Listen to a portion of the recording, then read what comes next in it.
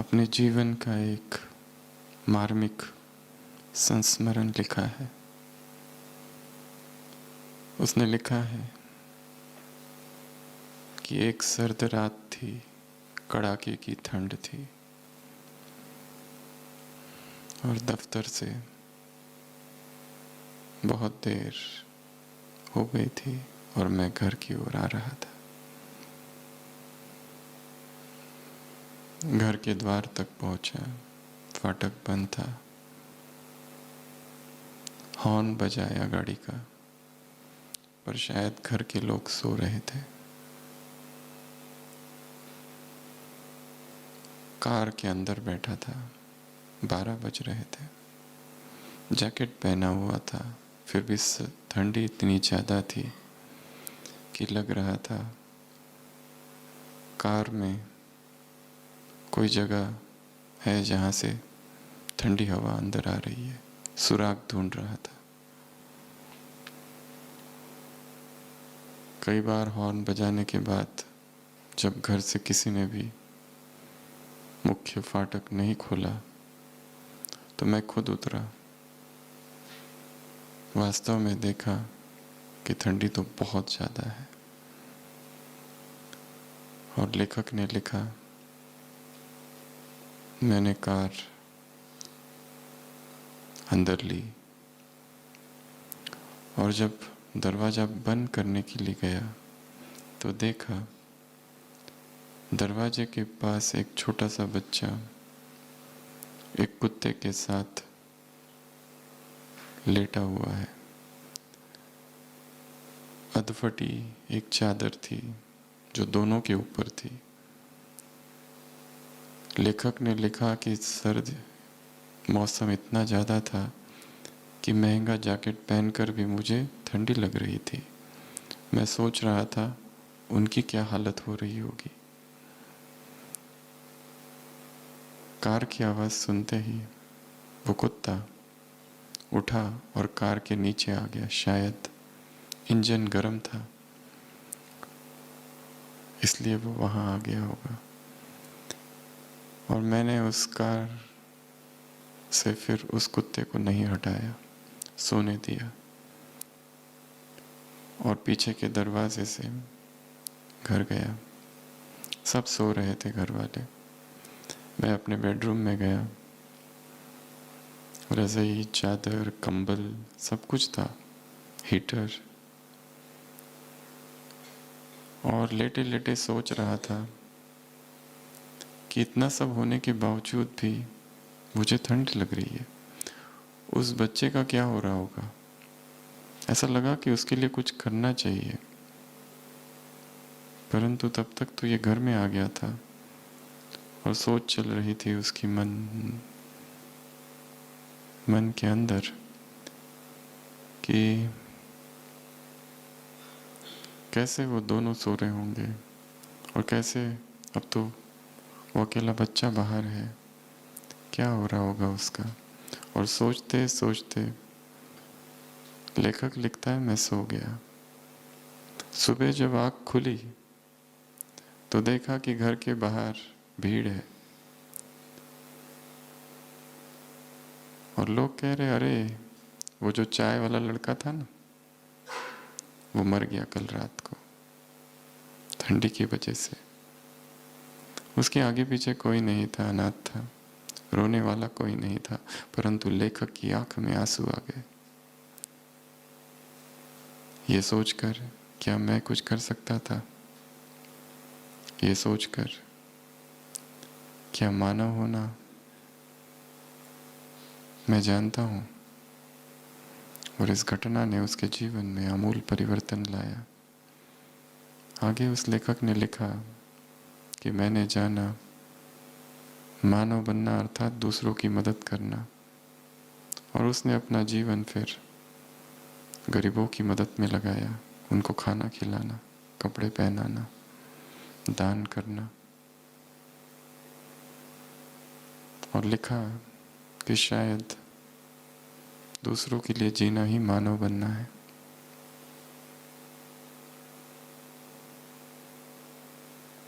संसार में बड़ा पुण्य माना जाता है किसी के लिए कुछ करना।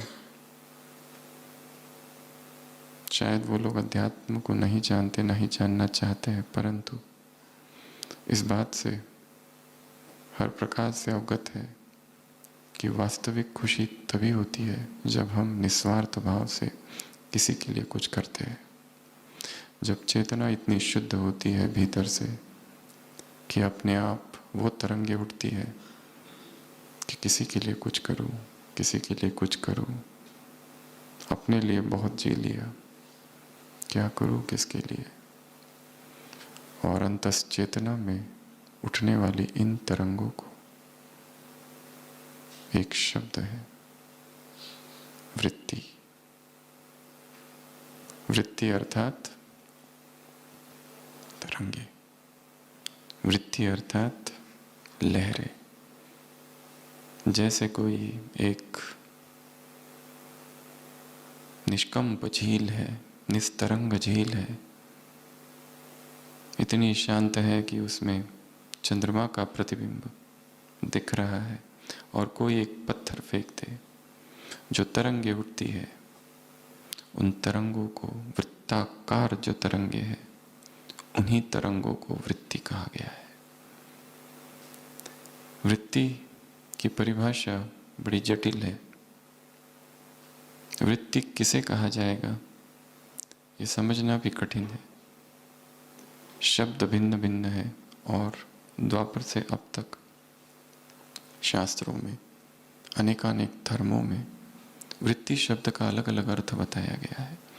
बौद्ध धर्म में बताया है चित्त और वृत्तियां, मन को चित्त कहा, और चित्त की वृत्तियां, चित्त 121 प्रकार के बताए और वृत्तियां 52 प्रकार की। पतंजलि योग सूत्र है, उसमें 5 प्रकार की वृत्तियां बताई है। चित्त, मन, और मन के अंदर जो कुछ हो रहा है, जो कुछ अच्छा बुरा, पॉजिटिव नेगेटिव, ऋणात्मक धनात्मक, जो कुछ उसमें हो रहा है वो सब वृत्तियां है। उसमें स्वप्न भी है, उसमें निद्रा है, उसमें स्मृति है, उसमें विकल्प है, पर्याय है, प्रमाण है। 5 प्रकार वृत्तियों के। Direct knowledge, incorrect misconception, imagination, sleep, और स्मृति, मेमोरीज। ऐसी 5 प्रकार की वृत्तियां हैं। और योग की तो परिभाषा ही दी है, चित्त वृत्ति निरोधा इति योगः। इन चित्त की वृत्तियों को fluctuations of mind, modifications of चित्त आर कॉल्ड वृत्तिज। चित्त में जो कुछ उत्पन्न हो रहा है, जो तरंगे उत्पन्न हो रही है, जो हलचल हो रही है, जो कुछ हो रहा है, वो सब कुछ वृत्ति है।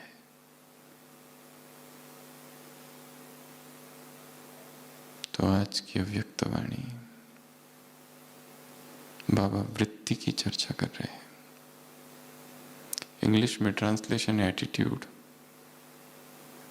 बड़ा ही पुअर ट्रांसलेशन है।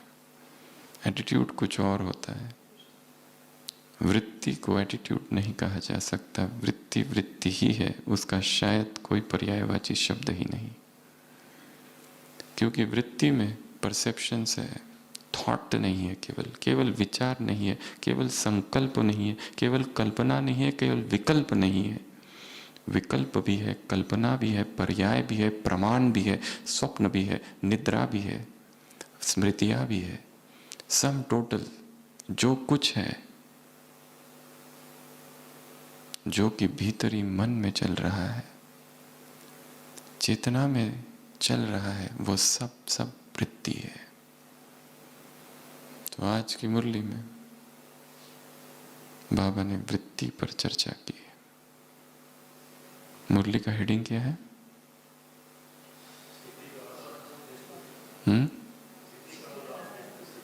स्थिति का आधार श्रेष्ठ वृत्ति।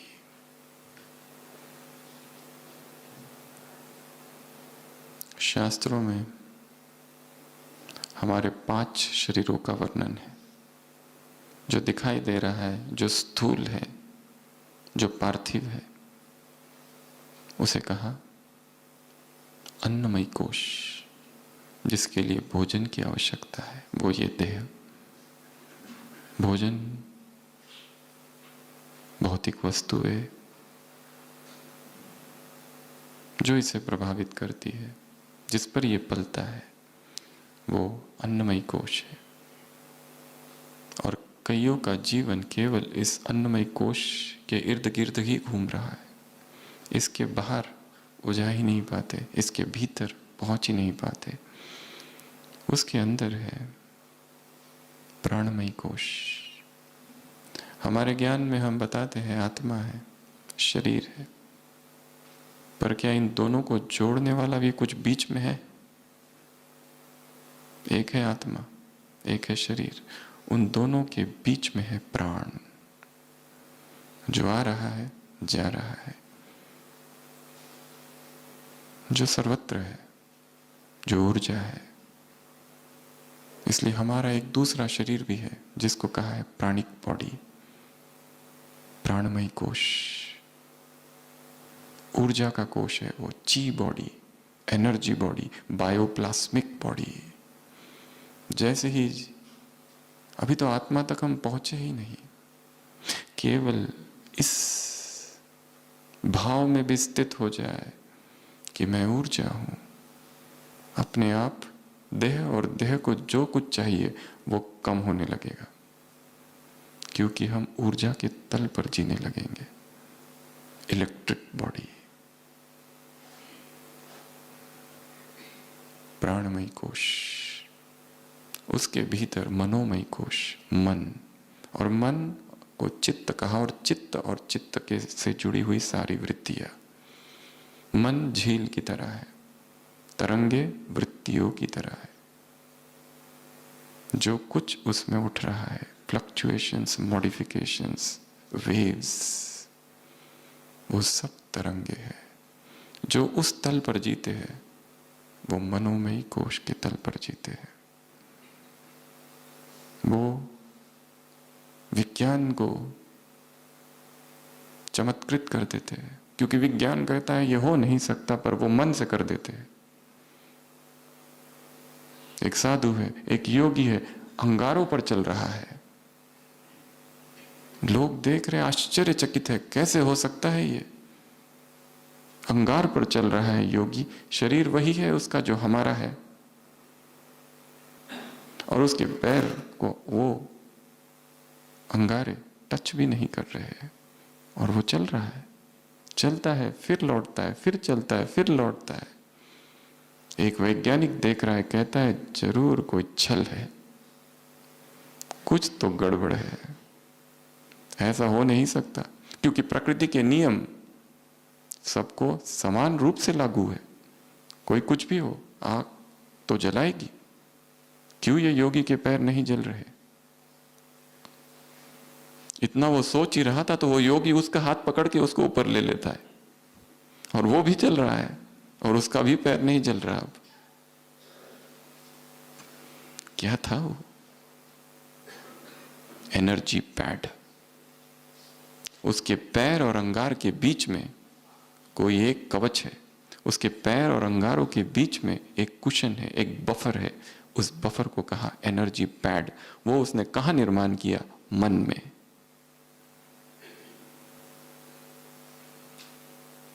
उसका संबंध बाहर से नहीं, वो मन की कृति है, निर्मिति है। जिसने मन में कुछ सोच लिया और इतनी दृढ़ता से सोचा, प्राणपन से सोचा, रग रग में सोचा, वो चीज फिर उसके लिए वास्तविक हो जाएगी। इसलिए भारत के योगियों ने विश्व भर को हमेशा चमत्कृत किया, ऐसी ऐसी चीजें कर दिखाई, विज्ञान सोच भी नहीं सकता। विज्ञान कहता है असंभव है। मनोमय कोश, चौथा विज्ञानमय कोश, हमारे ज्ञान की भाषा में इसको कहेंगे बुद्धि, इंटेलेक्ट। और पांचवा आनंदमय कोश, आत्मा।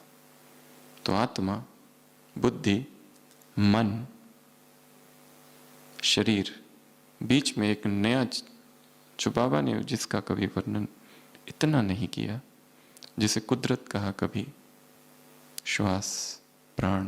परंतु प्राण केवल श्वास नहीं, ये पंचकोश है। और वृत्तियां मन में उठती है, और लंबा समय मन में वृत्तियां उठती रही कि फिर वो धीरे धीरे बुद्धि स्वीकार करती है और धीरे धीरे संस्कार का रूप धारण करती है। आत्मा और बुद्धि के बीच एक मिसिंग कड़ी है संस्कार। तो आज बाबा ने वृत्तियों की चर्चा की है। उन वृत्तियों को इतना गहरा हो जाने दे कि क्रांति हो जाए। और जब भीतर क्रांति हो जाएगी तो बाहर सब कुछ अपने आप घटेगा, फिर कुछ करना नहीं पड़ेगा। लोग केवल बाहर को देखते हैं। लोग देखते हैं महावीर नग्न घूम रहे हैं, कुछ खा नहीं रहे हैं, हम भी वैसा करेंगे। परंतु जो बाहर हो रहा है वो परिधि पर हो रहा है। वो सोच रहे संयम और शांति। अगर शांति चाहिए तो संयम धारण करो, परंतु वो संयम शांति का परिणाम है जो भीतर है। इसके लिए शांति भीतर हो रही है, बाहर संयम का उसने रूप धारण किया है। पवित्रता भीतर है, बाहर ब्रह्मचर्य के नियम दिखाई दे रहे। और कोई सोचे कि मैं भी केवल नियम को धारण कर लूं। यात्रा बाहर से अंदर नहीं, अंदर से बाहर है। क्रांति भीतर से बाहर आएगी। इसलिए चित्त की वृत्ति में ही यदि परिवर्तन हो जाए और समाने लगे वो सारी धारणाएं, तो बाहर जो कुछ दिखेगा कर्म के तल पर, चलन के तल पर, बिहेवियर के तल पर, वो परिणाम मात्र होगा और वो सहज होगा। नहीं तो पवित्रता धारण करने जाओ, मुश्किल है, असंभव सा है। ब्रह्मचर्य के नियम पढ़ो तो कब जाता है व्यक्ति, ये हमसे नहीं होगा। परंतु वो नियम केवल परिधि है, वो अपने आप घटते हैं। ब्रह्मचर्य पुरुषार्थ नहीं, परिणाम है। तो आज की मुरली में बाबा ने वृत्तियों की चर्चा की है। ऐसी हम 9 वृत्तियों की चर्चा करेंगे जो आज की मुरली में आई है। सबसे पहली पवित्रता की वृत्ति। अगर वृत्ति में पवित्रता है तो सब कुछ अपने आप होगा। क्या क्या सब कुछ? कौन सी सभा देख रहे हैं बाबा? ये हंसों की सभा है। और हंस की विशेषता क्या होती है? कम से कम 6 विशेषताएं हैं।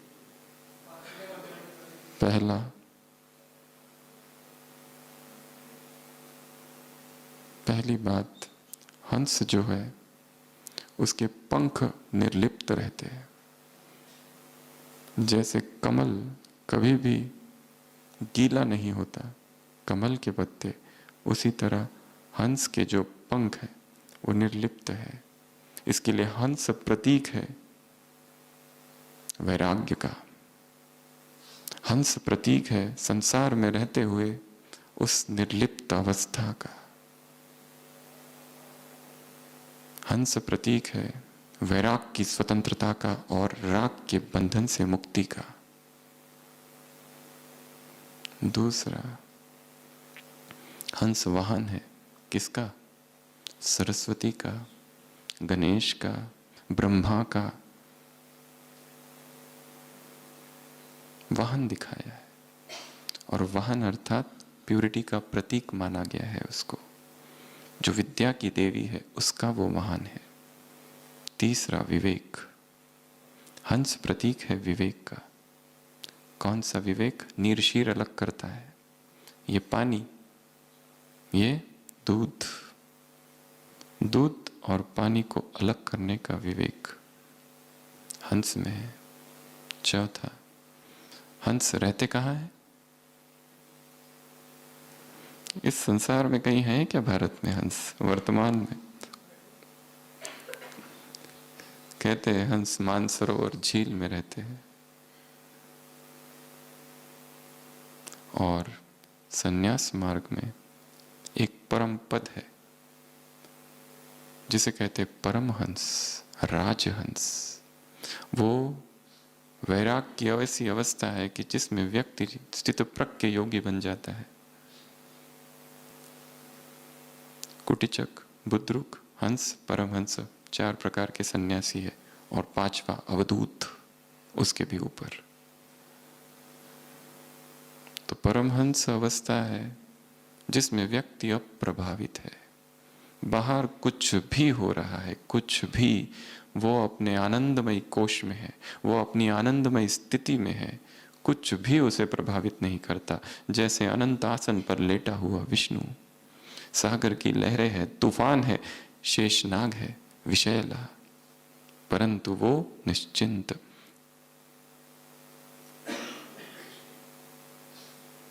परमहंस अवस्था है निश्चिंतता की। हंस प्रतीक है निश्चिंतता का।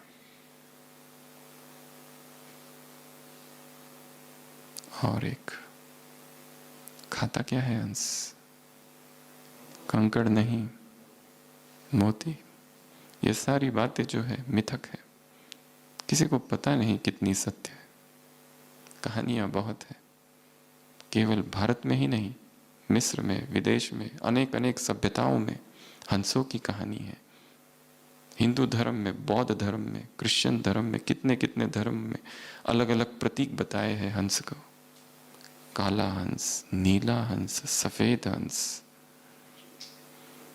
राजहंस। ये सभा किसकी है? बाबा ने अपना एक नया हंस तैयार किया है, होली हंस, पवित्र हंस, पुनीत हंस, शुद्ध हंस, विशुद्ध हंस। पावन हंसों की सभा है ये सभा कैसी है? अलौकिक है, न्यारी है। इस सभा का एक एक हंस कैसा है? विशेष है। एक एक को कौन सा वरदान प्राप्त हुआ है? विशेष आत्मा भव का वरदान प्राप्त हुआ। पिछले रविवार बाबा ने कहा ये दरबार है राज ऋषियों का, और अब कह रहे हैं ये सभा है। किसकी? होली हंसों की सभा है। मैं होली हंसों की सभा में हूं, अर्थात मानसरोवर में हूं, निर्लिप्त हूं। शक्ति है परखने की, पावर ऑफ डिसर्नमेंट, नीरशीर अलग करने की, कंकड़ पत्थर अलग करने की। और कोटों में कोई दुर्लभ है, सभी रेयरेस्ट ऑफ द रेयर। अंग्रेजी में कहते हैं rarest of the rare species.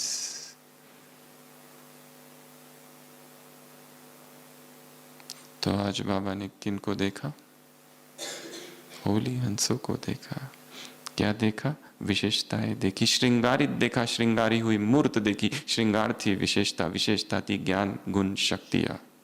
और शक्तियों में भी विशेष आज कहा 2 शक्तियां, परखना और निर्णय करना। जीवन का खेल इन्हीं 2 चीजों पर निर्भर है। प्रतिपल परखना है, निर्णय करना है, परिस्थितियों को, व्यक्तियों को। प्रतिपल, हर समय। जैसे कोई चिकित्सक, कोई डॉक्टर दिन भर क्या करता है? एक ही काम करता है बस, परखना, निर्णय करना, परखना, निर्णय करना।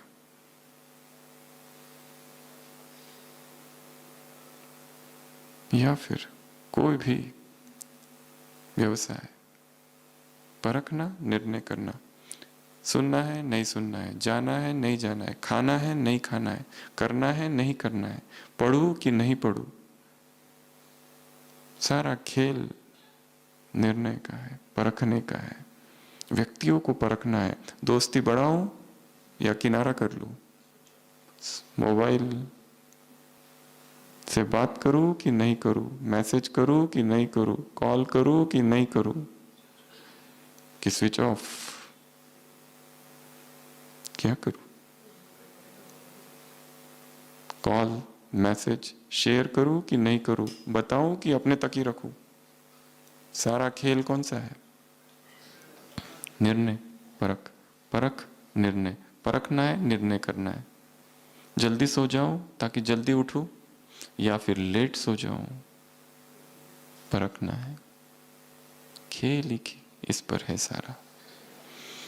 इसलिए अपनी परख शक्ति को तीक्ष्ण करना है। इसके लिए उसके लिए क्या करना पड़ेगा? उसको काम देने पड़ेगा।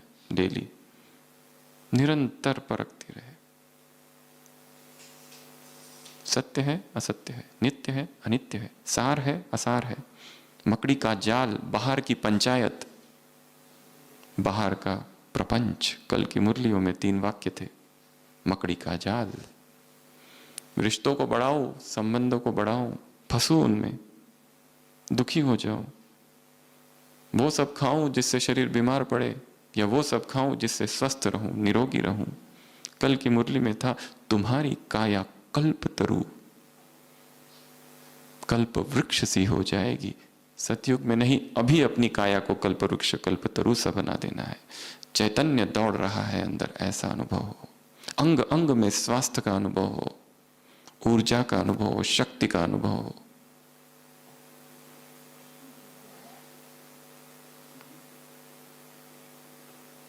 और इन सब का आधार क्या है? निर्णय, परख शक्ति, ज्ञान, गुण, शक्ति, या 3 विशेषताएं, 3 श्रृंगार, सभी का आधार एक ही चीज है। क्या? होली, प्यूरिटी। इसके लिए सबसे पहली वृत्ति जो भीतर धारण करनी है वो है पवित्र वृत्ति, जिसकी 3 शाखाएं बताई। पहला ब्रह्मचर्य, होली। दूसरा अतीत से मुक्ति, हो गई होली। और तीसरा प्रभु प्रेम के रंग में रंग जाना। जब भीतर ये पवित्रता स्थापित हो जाएगी, जहां वृत्ति में ही पवित्रता है, वहां ब्रह्मचर्य स्वतः घटेगा। पुरुषार्थ नहीं होगा, प्रयत्न नहीं होगा, अपने आप होगा। वहां अतीत दुखी नहीं करेगा। हो गया, खत्म, समाप्त। पवित्र चेतना वर्तमान में जीती है। अतीत के दुखों से मुक्ति। और तीसरा प्रभु प्रेम में डूबी है। अव्यक्त महावाक्य है, पवित्रता पवित्रता को खींचती है। जैसे ही पवित्र हो जाए, मन निर्मल हो जाए, जैसे पवित्रता का दिया चेतना में जग जाए, अपने आप उसका आकर्षण संसार से हटकर उस परम ज्योति की ओर स्वतः होने लगता है। इसके लिए बाबा ने अभी अभी मुरली चली थी, पवित्रता कैसी हो? स्वतः, सहज, स्वाभाविक, कुदरती। कोई नियमों से अपने आप को बांधा, वो अलग चीज है। वो नियम स्वतः हो रहे हैं, हम कर कुछ भी नहीं रहे। होश का दिया अंदर जला हुआ है।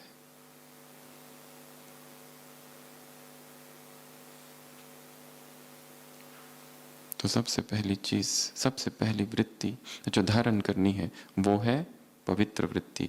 समान, मैं परम पवित्र आत्मा हूं। विधि, पवित्रता के सागर से सारी किरणें ले लो, खींच लो। अमृत वेला योग में कौन बैठा है सामने? पावनता का सागर है। पवित्र किरणें मुझ में आ रही है। क्या हो रहा है? तरंगे ही तरंगे।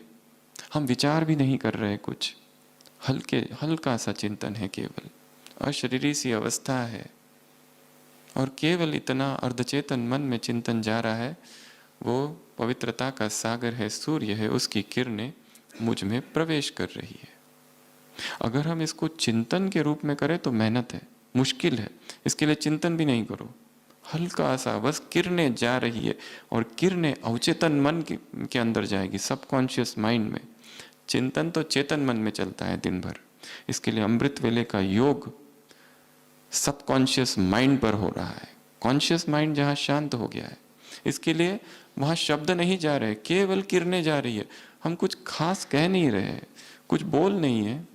अगर हाँ वही योग दिन में करना है तो शायद बहुत कुछ कहेंगे, बहुत कुछ लिखेंगे, बहुत कुछ रिपीट करेंगे, ऑटो सजेशंस देंगे। मैं परम पवित्र आत्मा हूँ, पवित्रता के सागर की संतान हूँ, पवित्र किरणें मुझ में आ रही है, पवित्र तरंगे मुझ में आ रही है, मैं मास्टर पवित्रता का सागर हूँ।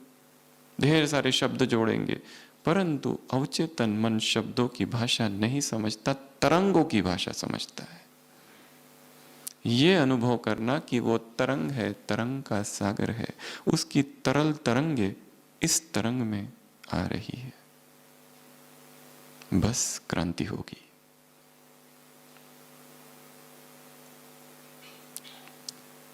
वृत्ति पवित्रता की, स्वमान परम पवित्र आत्मा हूं, विधि उसकी तरंगे मुझ में आ रही है।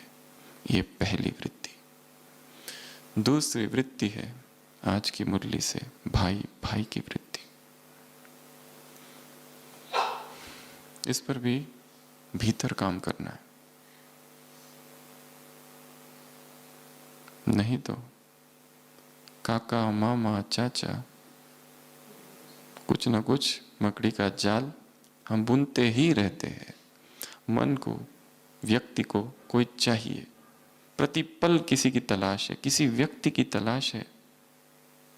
ऐसा नहीं कि पति या पत्नी की और प्रेम और प्रेमिका की तलाश है, पर कोई सहारा, कोई ऐसा जो प्रेम करे, जिसके कंधों पर सिर रखकर रोया जाए, हल्का हुआ जाए, जो हाथ ही रख दे बस माथे पर कि तुम्हें बुखार लग रहा है, आहा हा।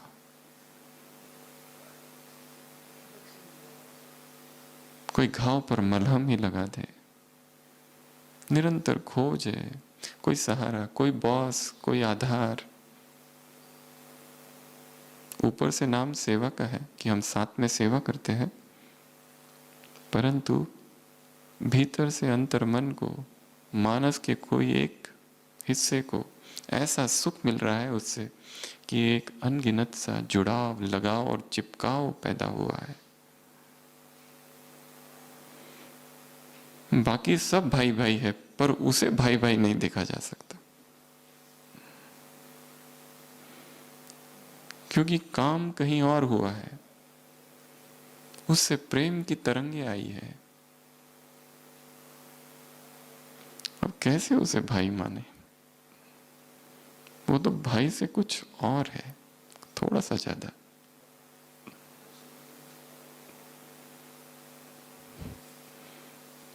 पर हाँ, जिससे जितनी अधिक आसक्ति हो उससे ही अधिक ज्यादा क्या होता है, दुख मिलता है। एक था चिड़ा, एक थी चिड़ी, दोनों की शादी हो गई, हो गए चिड़चिड़े।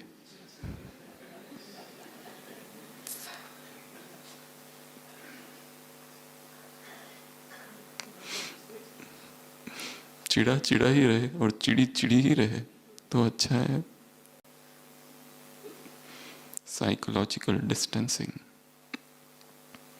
दूरी कायम रहे निरंतर। किसी के भावना के जगत में, देश में, राज्य में प्रवेश करने की चेष्टा नहीं करनी है, क्योंकि उस राज्य में एक बार प्रवेश कर लिया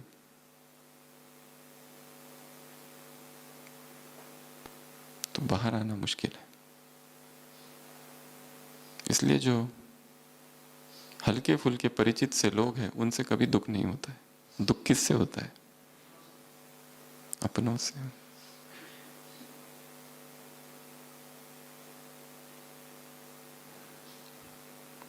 सभी आत्माएं बस यहीं तक रखो, संबंध के तल पर नहीं लाना है मन को। समान आत्मिक दृष्टि का अभ्यास, विधि जैसे बाप की आत्मिक दृष्टि है, सबको किस नजर से देखता है वो बच्चे, इसलिए उसको दुख नहीं होता। सब बच्चे हैं, छोटे हैं, समझ जाएंगे, ठीक हो जाएंगे। अनंत धैर्य है उसका। शायद वो केवल मित्र होता या गुरु होता तो इतना कम धैर्य होता, परंतु वो पिता के रूप में उसका रूप ज्यादा है। बाकी सभी रूप है, पर प्रधानता उसने किस रूप की दी है संगम पर? बाप है सब कुछ, सारे प्रोफेशंस वो है, सारे संबंध उसमें है, परंतु प्रधानता किसकी है? बाप के रूप की। ये उसके अपने प्रोटेक्शन के लिए भी अच्छा है। नहीं तो गुरु अगर बन जाए तो रोज रोज उसको क्या करना पड़ेगा? चाटा ही लगाना पड़ेगा। एक पिता अपने बच्चे के साथ कहीं जा रहे थे। बच्चे ने कहा मुझे चॉकलेट चाहिए। पिता ने एक दुकान के सामने गाड़ी रोकी, चॉकलेट लेने अंदर गए। बाहर आए, देखा बच्चा नहीं था। देखा बच्चा कहाँ चला गया? तो बच्चा देखा एक तरफ जा रहा है, एक बिल्डिंग है उसकी तरफ बच्चा जा रहा है। वो अपने बेटे से कहते हैं तुम कहाँ जा रहे हो? वो कहते पिता नहीं, पता नहीं मुझे क्या लग रहा है पिताजी, जैसे इस रास्ते को, इस गली को मैं जानता हूं, और ये जो बिल्डिंग सामने दिख रही है ऐसा लगता है किसी पुराने जन्म में इस बिल्डिंग से मेरा संबंध है। पिताजी एक उसको चपाट लगाते हैं, तमाचा मारते हैं और कहते हैं अरे ये तुम्हारी स्कूल है, पिछले 1 साल से लॉकडाउन की वजह से बंद है।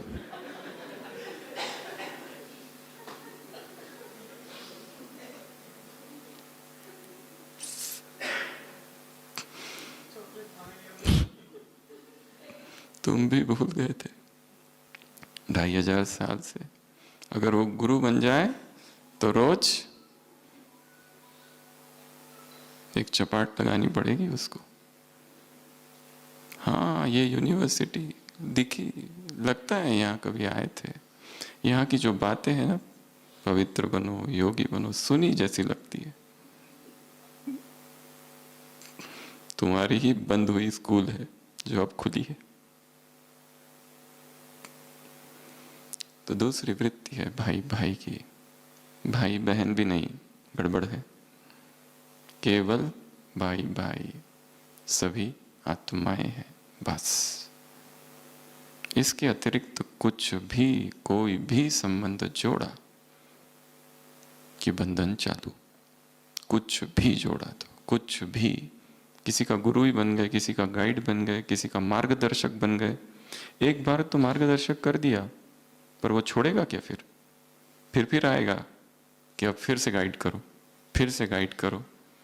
अपाहिज बना रहे हो उसको, गिरने दो उसको, संभलने दो।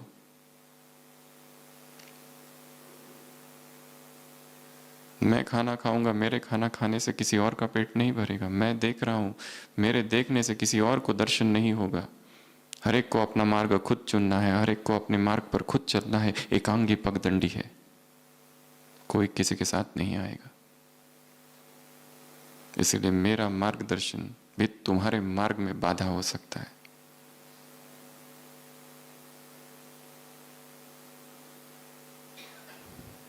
तीसरी वृत्ति, कल्याण की वृत्ति। तीसरी वृत्ति कौन सी है? कल्याण। बाबा ने आज की मुरली में एक झाड़ को इमर्ज किया है। कौन सा? वृत्ति है बीज, वृक्ष क्या है? विधि। और फल क्या है? सिद्धि। एक और वृक्ष को इमर्ज किया है। वृत्ति है बीज, तना है, मुरली में कहा तो नहीं है, हम कह रहे हैं तना है दृष्टि, और उसका विस्तार है सृष्टि। वृत्ति, दृष्टि, सृष्टि। वृत्ति, विधि, सिद्धि। यदि विधि, वृत्ति ठीक है, यथार्थ है, तो विधि भी यथार्थ होगी और फल भी यथार्थ होगा। काम किस पर करना है? बीज पर। कल की मुरली में श्लोक, महावाक्य था या मुरली के अंदर था, तुम कौन हो? मास्टर बीज रूप, स्पिरिचुअल लाइट हाउस। मैं बीज हूं, अभ्यास करना है। वृत्ति बीज है, वृत्ति पर काम करना है। विधि अपने आप आएगी, सिद्धि तो अपने आप आएगी, अपने आप। हेनरी फोर्ड था कभी, जिसने सबसे पहली कार इजाद की थी, हेनरी फोर्ड। वो एक ऐसा व्यक्ति था, ऐसा व्यक्ति था, पता नहीं कैसा उसका मानसिक मेंटल सेटअप था, कि वैज्ञानिकों ने उस पर रिसर्च किया और कहा कि इस व्यक्ति से, बहुत अमीर था, इतना धनपति, उसके जैसा धनी कोई नहीं होगा उस समय। फोर्ड की कारें आती थी पहले, हेनरी फोर्ड। ये व्यक्ति ऐसा है कि इसके पास जितना संपत्ति है, धन है, अगर सारा अभी के अभी छीन लिया जाए, this man is born for success, तो वो 1 साल के अंदर जितना उसके पास पैसा है उससे डबल बना देगा। वो बना ही ऐसा है, वो प्लानिंग ही ऐसा करता है, उसकी वृत्ति में ही सक्सेस भरी पड़ी है।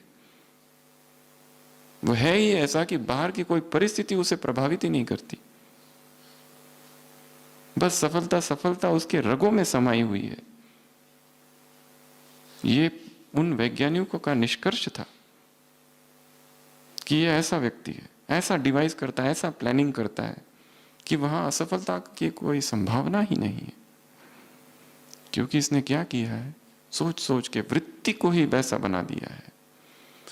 तो तीसरी वृत्ति आज की मुरली से है कल्याण की वृत्ति। और इस कल्याण की वृत्ति को क्या कर देना है, बीज बना देना है कि मेरे द्वारा सभी का कल्याण हो, सबका मंगल हो, सभी का। अमृत वेले संकल्प करना समान, मैं विश्व कल्याणकारी आत्मा हूं। विधि, जो विश्व कल्याणकारी वो परमात्मा है, उसकी कल्याण की किरणें मुझ में आ रही है, मैं भी वही बनते जा रहा हूं जो वो है। कल्याण कल्याण, सबका कल्याण करना है। आज सारे दिन भर मेरे द्वारा किस किस का कल्याण हुआ, और कल्याण हम करते हमारे शब्दों से। हमारे कोई शब्द ऐसा ना हो, ऐसे ना हो जो किसी का हित कर दे, चेतना को जागृत कर दे, तीव्र पुरुषार्थी बना दे।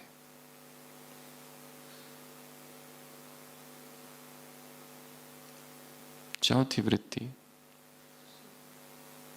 कौन सी? स्नेह की। पांचवी वृत्ति सहयोग की। विधि, मैं स्नेही आत्मा हूं। विधि, स्नेह के सागर से स्नेह की तरंगे मुझ में आ रही है। काम तरंगों पर करना है, वाइब्रेशंस पर करना है, शब्दों पर नहीं। शब्द कम हो, समान के शब्द कम ही होते हैं। योग में सुबह सुबह कमेंट्री लगाकर बैठने की आवश्यकता नहीं है, वहां तो शब्दों से परे जाना है, गीतों की आवश्यकता नहीं है, वहां तो तरंग के तल पर काम करना है। कुछ रिपीट करने की भी आवश्यकता नहीं है, एक ही समान पूरे अमृत वेला चल सकता है। मैं स्नेही आत्मा हूं, बस। स्नेह के सागर से स्नेह की किरणें भीतर प्रवेश कर रही है। मैं सहयोगी आत्मा हूं, सहयोग के सागर से सहयोग की तरंगे मुझ में प्रवेश कर रही है, बस। इतना ही अभ्यास, कोई नए शब्द नहीं जोड़ो, अनुभव को जोड़ो। शब्दों को अनुभव के तल पर लाना है। अनुभव शब्दातीत है। शब्दों का साम्राज्य और अनुभव का साम्राज्य अलग अलग है।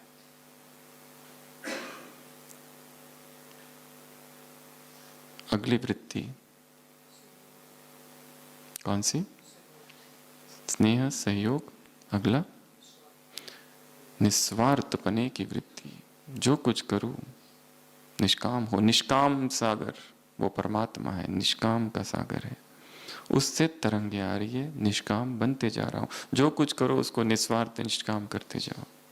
अगला निर्विकल्प। ये और आगे आगे की स्टेजेस है। स्नेह देना आसान है शायद, कल्याण सोचना आसान है, निस्वार्थ हो जाना भी आसान है, पर आगे आगे बढ़ते जाओ, गहराई है। निर्विकल्प, किसी का कल्याण कर रहे, जिसकी सेवा कर रहे, उसके बारे में कभी ऐसा होता है कि उसके बारे में कितने विकल्प चलते हैं। मदद तो कर रहे हैं, जिसकी कोर्स कर रहे हैं, पर उसकी बहुत सारी आदतें दिखाई पड़ती है। वो सुन नहीं रहा है ठीक से, बैठ नहीं रहा है ठीक से, कल जो उसको सिखाया था आज उसको याद नहीं है। जिसका कल्याण तो कर रहे हैं, परंतु विकल्प से मुक्त नहीं है चेतना। और उसके भी आगे निर्व्यर्थ, ये वृत्ति तो शायद अंतिम अवस्था है।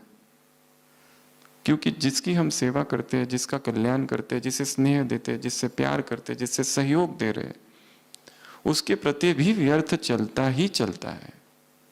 हमने उसको कहा इतने बजे आना, वो नहीं आया, वो 10 मिनट व्यर्थ चला ना।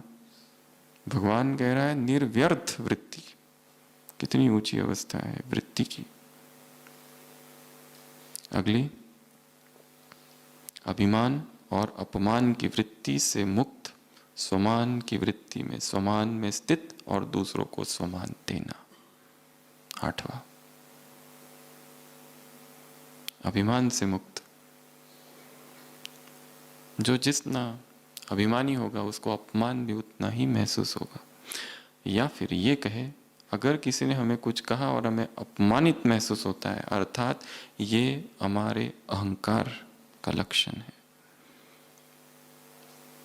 क्योंकि जो निरंकारी है उसका तो अपमान कोई कर ही नहीं सकता। अपमान महसूस हो रहा है, अर्थात कूट कूट के अंदर क्या भरा है? अभिमान, मैं। अपनी एक इमेज है, किसी ने उस इमेज को ठेस पहुंचाई है। जो मैं चाहता हूं कि दूसरे मुझे ऐसा देखे, मैं योगी हूं, तपस्वी हूं, वक्ता हूं, सेवाधारी हूं, अथक सेवाधारी हूं, दिन रात सेवा करता हूं, उमंग उत्साह से सेवा करता हूं। मेरी इस छवि को किसी ने धूमिल करने की कोशिश की। किसी ने कहा ये आलसी है, चोट पहुंची। किसी ने कहा ये धोखेबाज है, चोट पहुंची। किसी ने कहा ये जो कुछ करता है ना, कथनी करनी में बहुत भेद है, चोट पहुंची। चोट पहुंची अर्थात मुझे अपनी विशेषताओं का अहंकार है, सूक्ष्म में, जो मैं कहता तो नहीं हूं परंतु है जरूर। प्रमाण, चोट क्यों पहुंची? फिर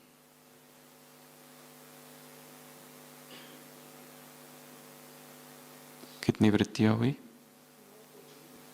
पहला पवित्र,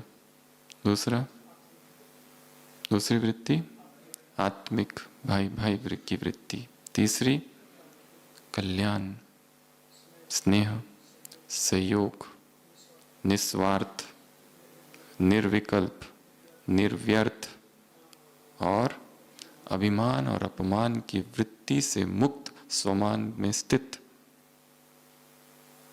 स्वमान में रहना और स्वमान देना। इन वृत्तियों पर काम करना है। और वृत्तियों पर काम करना अर्थात संस्कार बनाना बड़े गहरे तल का काम है, मन का ऑपरेशन है।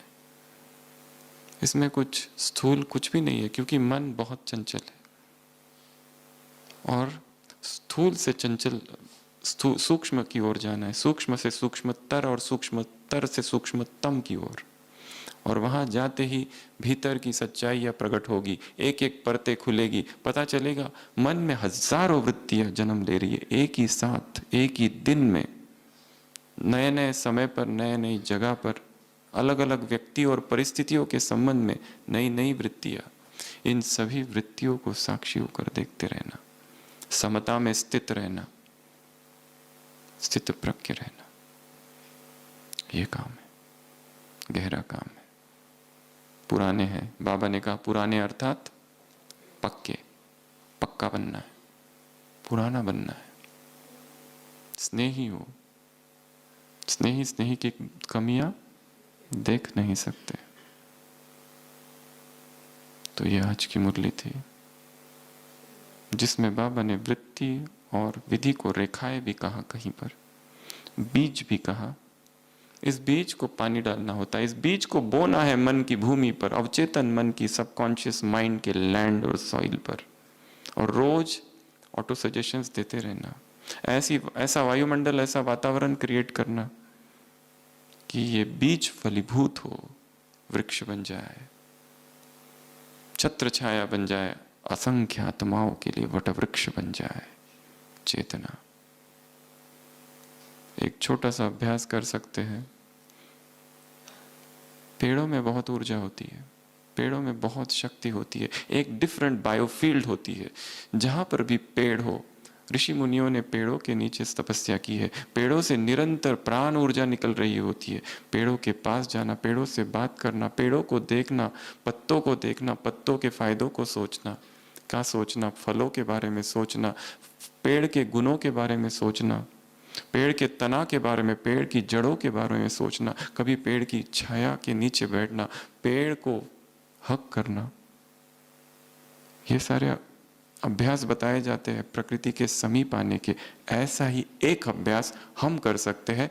परम धाम में जो वृक्ष है, उस वृक्ष को अमृत वेले जाकर पकड़ लेना। वो वृक्ष उल्टा है, अर्धमूलम अधशाकम अश्वत्थाम प्राहुरेवयम। वो जड़े ऊपर है, तना है और फिर शाखाएं है। अमृत वेला फरिश्ता रूप में जाना और उस वृक्ष को ही पकड़ लेना। अगर इस झाड़ को पकड़ने से वो एनर्जी फील होती है, तो उस कल्प वृक्ष को पकड़ने से कैसी ऊर्जा चेतना में प्रवेश करेगी।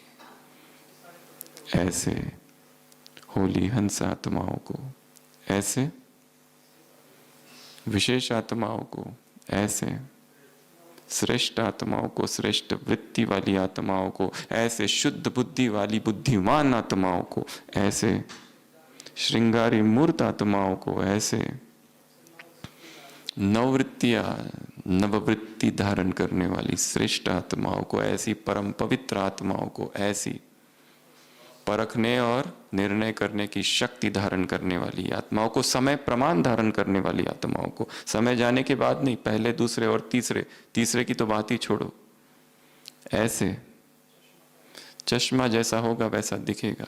ऐसे कौन सा चश्मा पहनना है? स्वमान का, और गुण देखने का चश्मा। ऐसे ओटे सो अर्जुन, पहले मैं, ये तो छूट ही गया। इस पर आप सभी चिंतन कर सकते हैं। कहाँ पहले मैं करना है? पुरुषार्थ में पहले मैं, स्व परिवर्तन में पहले मैं, और सेवा में जहाँ पर ग्लैमर है, जहाँ पर नाम होने वाला है, क्रेडिट मिलने वाला है, स्तुति होने वाली है, प्रशंसा होने वाली है, एक्नॉलेजमेंट मिलने वाला है, फोटो आने वाली है, वहां पहले आप। ऐसी पहले आप करने वाली आत्माओं को, और पहले आप और पहले मैं बदली किया तो भाग्य ही बदली हो जाएगा। ऐसे भाग्यवान आत्माओं को, ऐसे कंबाइंड स्वरूप आत्माओं को, ऐसे सुमान देने वाली आत्माओं को, ऐसे विस्तार को सार में लाने वाली आत्माओं को, ऐसे यहां से जाने के बाद अभी एक बार फिर से मुरली पढ़ लेना।